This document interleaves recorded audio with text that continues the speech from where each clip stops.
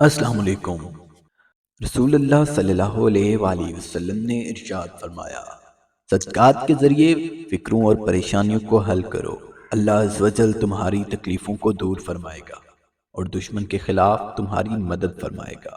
زیادہ مال جمع کرنے والے لوگ اللہ کی نظر میں حقیر ہیں، مگر کثرت سے صدقہ کرنے والے اللہ کی نظر میں محبوب ہیں۔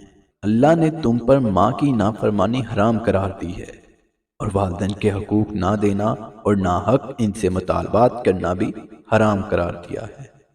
جو بغیر علم کے لوگوں کو فتویٰ دے، اس پر فرشتے لعنت کرتے ہیں۔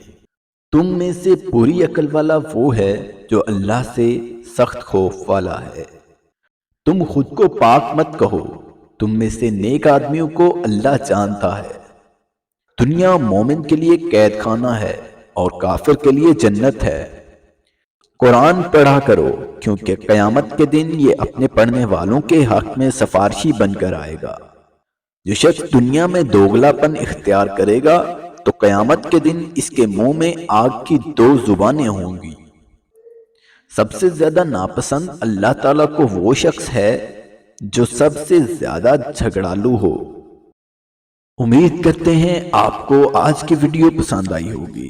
آج کی چند حدیثوں کو آپ کے سامنے پیش کرنے کا مقصد یہ تھا کہ آپ اس پر عمل کریں اور اس کو آگے مزید شیئر کریں۔ اللہ آپ کا اور ہمارا حامی